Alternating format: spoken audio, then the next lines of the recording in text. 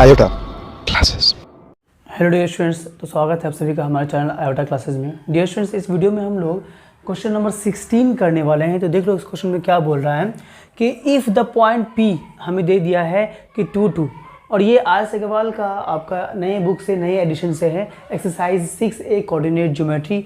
इससे पहले के सारे एक्सरसाइज के क्वेश्चंस एग्जाम्पल्स वो सब मैंने करवा रखा है। अगर आपने नहीं देखा है तो आप मेरे चैनल के प्लेलिस्ट में जाओ, वहाँ पर आपको चैप्टर वाइज आपको हर एक प्लेलिस्ट मिल जाएगा, वहाँ पर आपको हर एक क्वेश्चन का वीडियो लेक्चर मिल जाएगा। तो देखो डियर स्टूडेंट्स, यहाँ क्या बोल रहा है कि if the point P22 is equidistance from the point A -2k and B -2 -3 -2k तो फाइंड k, तो हमें k का वैल्यू निकालना है।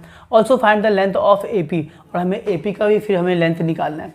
तो ये कैसे निकालेंगे? तो बोलते हैं कि जो पॉइंट P है वो इक्विडिस्टेंस है A से एंड B से। जब पॉइंट P इक्विडिस्टेंस है तो यानी कि PA जितना बड़ा होगा हमारा उतना ही बड़ा हमारा PB होगा, है ना, तो क्योंकि इक्विडिस्टेंस बोल दिया गया है। तो चलिए, तो अब PA का फॉर्मूला लगाते हैं हम लोग, यानी कि डिस्टेंस फार्मूला लगाते हैं। तो डिस्टेंस फार्मूला में क्या डालता है कि अगर मैं इसको x2 मानता हूँ, इसको x1 मान रहा हूँ, तो x2 - x1, है ना, ये होता है ना फार्मूला हमारा। तो x2 यानी कि 2 - 2 माइनस x1 हो गया हमारा -2 का होल का स्क्वायर। तो x2 - x1 का होल का स्क्वायर प्लस y2 - y1, तो y2 कितना हो गया हमारा k -2 का होल का स्क्वायर, ठीक है। तो x2 - x1 का होल का स्क्वायर प्लस y2 - y1 का होल का स्क्वायर पर रूट अंडर आ जाएगा, स्क्वायर रूट, यह हमारा आ गया square root is equal to. अब PB का वैल्यू लगाएंगे, तो PB हमारा बोले तो ये, तो PB का जब हम लोग लगाएंगे डिस्टेंस फार्मूला में, तो देखिए PB इक्वल टू क्या हो जाएगा हमारा कि अगर मैं इसको x2 मानता हूँ, इसको x1 मानता हूँ, तो यानी कि -2k, ओके, और क्या हो जाएगा हमारा -2k और -2 x2 - x1 का होल का स्क्वायर प्लस y2 क्या हो गया हमारा कि -3, तो -3 और -2 का होल का स्क्वायर। चलिए ये आ गया हमारा। अब इसको फॉर्मूले में तोड़ते हैं, तो चलिए तोड़ते हैं इसको फॉर्मूले में। तो क्या हो जाएगा हमारा कि देखो एक चीज़ देखो कि यहाँ भी स्क्वायर रूट है, यहाँ भी स्क्वायर रूट है, तो ये स्क्वायर रूट से हमारा और ये वाला स्क्वायर रूट कैंसिल हो जाएगा। ये मैंने सिर्फ आपको समझाने के लिए दिया था कि ये हमारा स्क्वायर रूट से स्क्वायर रूट कैंसिल हो जाएगा, ठीक है ना। चलिए, ये तो बचा अब हमारा ये टर्म और ये टर्म बचा है, इसको आप कंप्लीट करते हैं। तो ये क्या हो जाएगा -2 - 4 का स्क्वायर यानी कि 16 आ जाएगा प्लस A - B का होल स्क्वायर यानी कि k स्क्वायर प्लस 2 का स्क्वायर 4 -2 × A × B यानी 2 × 4 4k हो गया हमारा ये। चलिए ठीक है, तो इज इक्वल टू, अब इसको तोड़ते हैं फॉर्मूले में। तो A स्क्वायर यानी कि -2 का स्क्वायर क्या हो जाएगा आपको 4k का स्क्वायर, ठीक है, प्लस B स्क्वायर यानी कि 2 का स्क्वायर 4 -2 × A हमारा माइनस में ऑलरेडी, तो -2 × A यानी कि -2k, तो माइनस प्लस हो जाएगा, तो -2k और × 2 यानी कि 2 × 4 4 × 8k हो जाएगा हमारा ये, ठीक है। चलिए, तो ये हो गया हमारा। उसके बाद क्या हो जाएगा कि ये तो हो गया, टूट गया। इसके बाद यहाँ प्लस -3 - 2 -5 का स्क्वायर 25, तो ये हो गया 25। चलिए, तो अब क्या कर रहा हूँ मैं, इस सारे टर्म्स को उस पार भेजता हूँ, सारे टर्म को उस पार भेज रहा हूँ। तो क्या हो जाएगा जरा सोचो कि पहले मैं k स्क्वायर को उस पार भेजता हूँ, तो यहाँ पर 4k स्क्वायर है ऑलरेडी हमारा, तो 4k स्क्वायर में ये k स्क्वायर उधर जाएगा तो माइनस करेंगे, ये माइनस में जाएगा, तो 4k में से 1k चला जाएगा यानी बचेगा 3k स्क्वायर, तो ये हो गया 3k स्क्वायर। अब जो है k वाले टर्म को भेजता हूँ उधर, तो यहाँ पर प्लस 8k है और ये 4k प्लस माइनस में उधर जाएगा तो प्लस में, तो 8 और प्लस 4 यानी कि 12, तो 12k हो गया हमारा। चलिए, अब बचा क्या हमारा ये कांस्टेंट टर्म, तो ये 16 और प्लस 4 20 हो गया। ये 20 जब उधर जाएगा तो माइनस में, और यहाँ पर कितना है 25 और 4 29, तो 29 में से जब 20 माइनस करेंगे तो बचेगा 9, तो ये हो गया +9 इज इक्वल टू 0।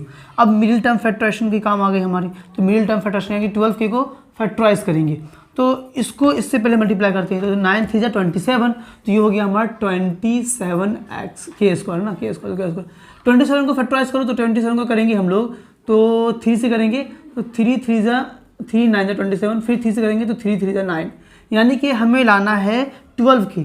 तो एक काम करते हैं, ये ले लेते हैं 3 3 9 और 9 + 3 12 होता है, यानी कि हम लोग ये काम करते हैं कि यह हो गया हमारा 3k स्क्वायर प्लस यहाँ क्या हो जाएगा हमारा कि 9k और प्लस 3k, तो हो गई 12k, है ना।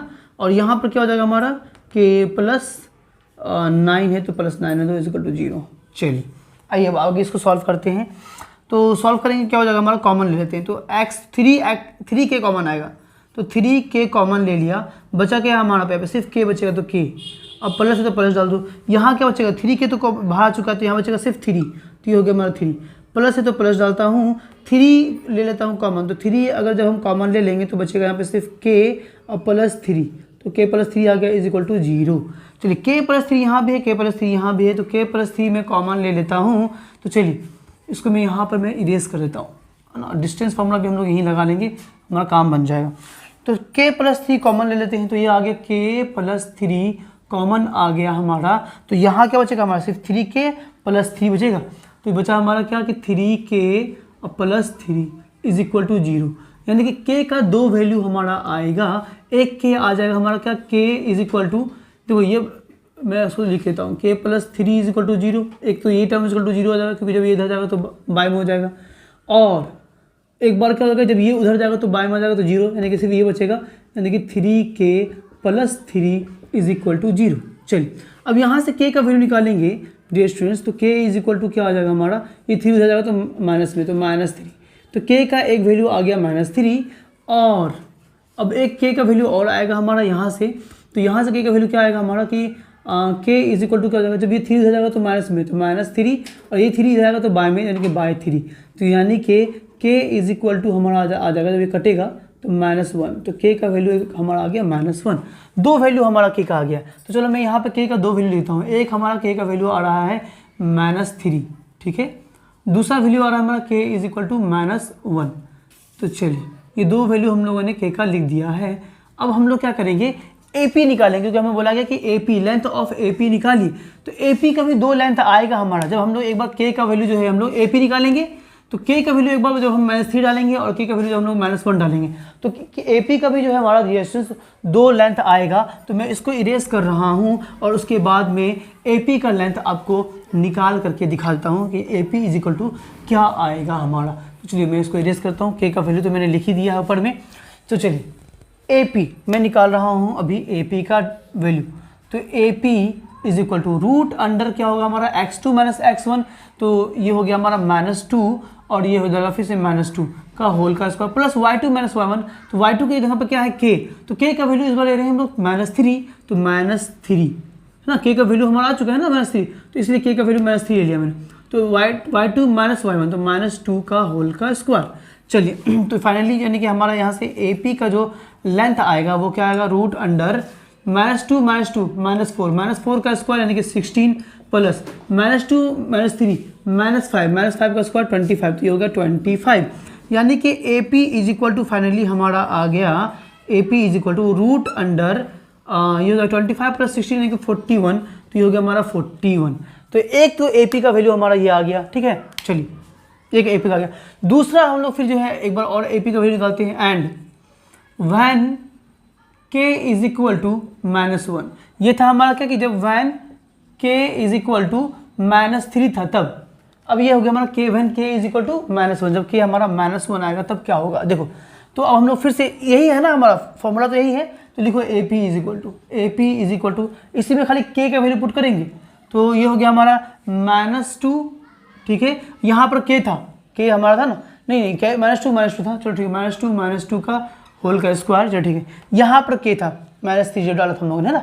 अब यहाँ पे -1 डालो एक बार, तो चलो यहाँ पर मैं -1 डालता हूँ, तो -1 और फिर -2 का होल का स्क्वायर, ये हो गया।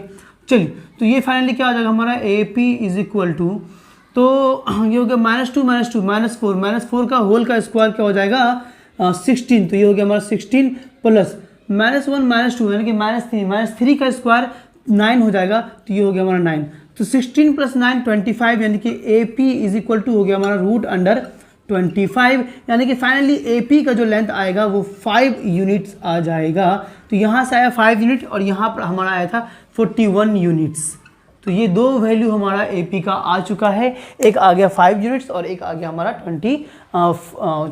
41 रूट अंडर 41 यूनिट्स। तो डियर स्टूडेंट्स जो हमें निकालने के लिए कहा गया था 16, थोड़ा सा लेंदी था क्योंकि काम हमें ज़्यादा करना था और कुछ भी नहीं है, प्रोसेस वही था, तरीका वही था। तो अब डियर स्टूडेंट्स हम लोग मिलेंगे अपने नेक्स्ट वीडियो में जहाँ के क्वेश्चन नंबर 17 करेंगे। तब तक के लिए बाय बाय, अल्लाह हाफिज़, दुआ में रखें। जय हिंद, जय भारत।